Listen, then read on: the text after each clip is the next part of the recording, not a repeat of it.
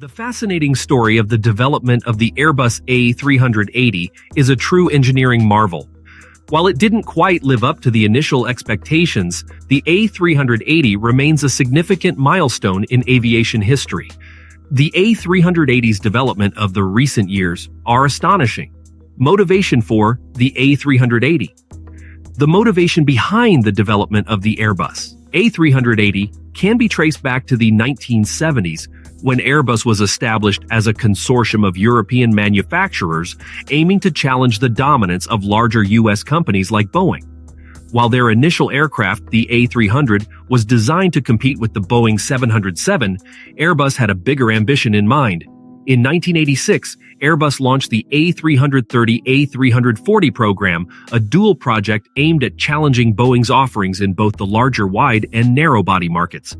However, Airbus wanted to go even further and take on Boeing's iconic 747, the Queen of the Skies. This ambition was officially announced at the Farnborough Air Show in 1990. Airbus considered various designs to create a competitive aircraft and ultimately selected a high-capacity two-deck concept. Interestingly, Boeing had also explored this concept for the 747, but faced challenges meeting emergency exit and evacuation requirements. By pursuing the A380, Airbus aimed to offer airlines a solution for increasing congestion at airports and the growing demand for long-haul travel. The company envisioned a future where larger aircraft would alleviate these challenges. Additionally, the A380 would cater to the demand for higher passenger capacity and provide opportunities for innovative cabin layouts and passenger amenities. Ultimately, Airbus saw the A380 as a symbol of European engineering excellence and a statement of their ability to compete against the dominant U.S. aircraft manufacturer. The motivation to develop the A380 was driven by a combination of market demand, competition with Boeing, and the desire to push the boundaries of aviation technology and capacity. Other manufacturers were interested in higher capacity too.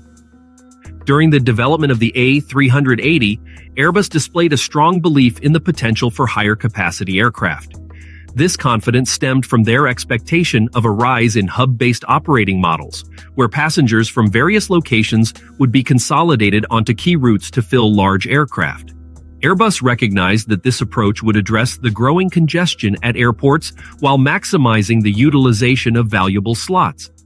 In contrast, Boeing was focused on the lower-capacity 777, which appealed more to point-to-point operations. Although Boeing did consider launching a larger version of the 747 by stretching the upper deck and incorporating upgrades from the 777, it ultimately decided against it. While Airbus and Boeing were exploring high-capacity aircraft, other manufacturers also investigated similar concepts. McDonnell Douglas introduced the MD-12, a two-deck proposal in 1992, but it failed to secure any orders despite interest from airlines. Additionally, Lockheed Martin unveiled plans for a two-deck large subsonic transport aircraft with a capacity of 900 passengers in 1996. But this project did not progress either.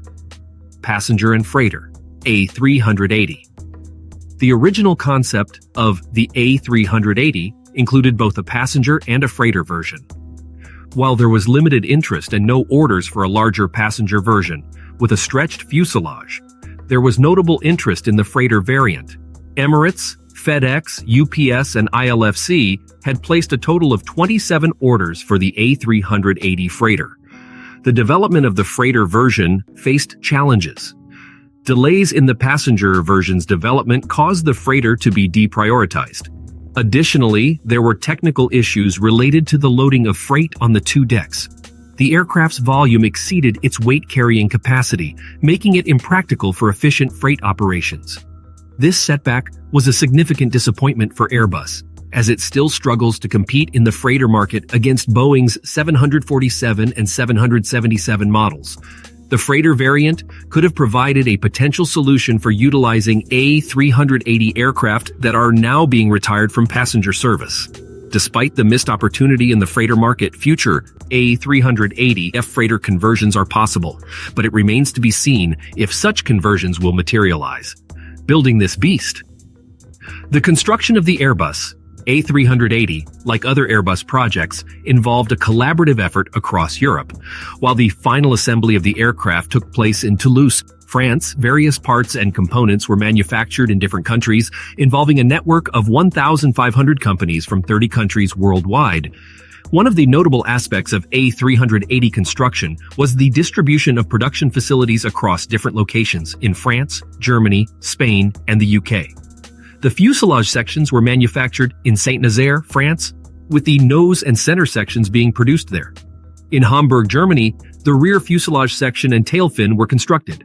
The horizontal tail fins were manufactured in Cadiz, Spain. Lastly, the wings, a critical component of the A380, were built in Broughton, Wales in the United Kingdom. To transport these large components between the manufacturing sites, Airbus developed an extensive transportation network. This network included the use of 3 specially designed roll-on roll-off, row-row boats, canal transportation, and road convoys in France, utilizing modified village roads to accommodate the size of the components. In addition to these methods, Airbus also utilized its fleet of Beluga aircraft to transport certain parts, although the Belugas are primarily used for other aircraft models.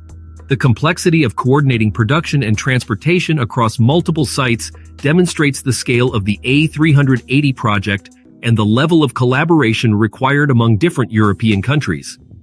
The distributed manufacturing approach allowed Airbus to leverage the expertise and capabilities of various regions, utilizing their specialized facilities and skilled workforce. By involving multiple countries and companies, Airbus aimed to maximize efficiency, optimize resources, and foster cooperation among European partners. This approach not only showcased the technical capabilities of each facility, but also contributed to the economic growth and development of the regions involved. The construction of the A380 truly exemplifies the collaborative nature of Airbus and its commitment to European integration in the aerospace industry. Orders. The A380 program, despite its discontinuation, managed to secure a total of 251 orders from 14 different airlines. This significant number of orders indicates that the A380 was not a complete failure for Airbus. However, the program did not generate enough sales to recoup its substantial development costs, which amounted to 25 billion euros, $29.7 billion, more than double the original estimate. Among the airlines that placed orders for the A380, Emirates stood out with the largest order, acquiring 123 aircraft. Singapore Airlines followed with 19 orders, while British Airways, Lufthansa, Etihad, Qatar Airways, Air France, Korean Air, Asiana Airlines, Thai Airways, Malaysian Airlines, China Southern, and ANA also had varying numbers of orders. The decline. The decline of the A380 has been evident even before the aviation industry was hit by the pandemic, and the slowdown caused by the global health crisis has only accelerated its diminishing popularity. Even before delivery began, there were several cancellations from prominent airlines such as Virgin Atlantic, Kingfisher, and Hong Kong Airlines. Furthermore, both Qantas and Emirates reduced their initial orders for the aircraft. Multiple factors have contributed to the decline in demand for the A380. One significant reason is the increasing preference for point-to-point operating models over the hub-based model that the A380 was designed for. With the exception of Emirates, few airlines have found success with the hub model. The A380's size and wingspan have limited its utility at smaller airports, making it less versatile compared to smaller aircraft. Rising oil and fuel prices since the A380's development, coupled with significant advancements in the capabilities and capacity of twin-engine aircraft, have further dampened its appeal. Additionally, there has been a growing emphasis on operational efficiency and emissions reduction, driven by the interests of governments, airlines, and passengers alike. As a result, more fuel-efficient twin-engine planes have overtaken quad jets like the A380 in ways that few could have predicted in the 1980s and 1990s, including Airbus. Emirates stands out as a unique case amid the decline of the A380. Unlike other airlines, Emirates has successfully made the aircraft work for its operations, primarily due to its true hub-based model. The airline's large fleet of A380s provides operational advantages and cost savings that come with economies of scale. With a larger fleet, Emirates benefits from more acceptable purchase costs, upkeep, and maintenance expenses. It also allows for efficient route and crew scheduling, a strategy commonly exploited by low-cost carriers with narrow-body fleets. Although Emirates is transitioning to a more diverse and fuel-efficient fleet in the future, it will continue to operate the A380 alongside the Boeing 777 for many years. In an interview with Simple Flying, CEO Sir Tim Clark expressed his enthusiasm for the A380 and confirmed its presence in the Emirates fleet well into the 2030s retirement. The retirement of a 380 aircraft has been a significant development in the aviation industry. Singapore Airlines was the first to retire its A380s in 2017, followed by Emirates, which began retiring its aircraft in October 2020.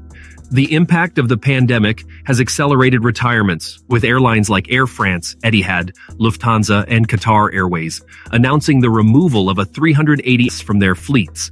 Unfortunately, the timing of these retirements is unfortunate, as there is currently little demand for second-hand A380s in the market. While charter use, particularly for high-capacity flights like pilgrimages, remains a possibility, it has not been fully realized. Conversion for freight use is also challenging due to the A380's design limitations, as evident from the unsuccessful freighter version. Attempts to repurpose A380s as private aircraft for governments or VIPs have not gained traction either, with only one private order placed with Airbus that was never delivered.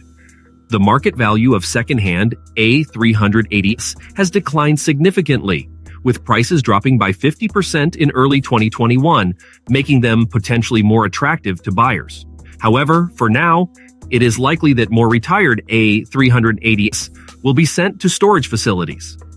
Despite its retirement, the A380 remains a remarkable aircraft that has made significant contributions to aviation.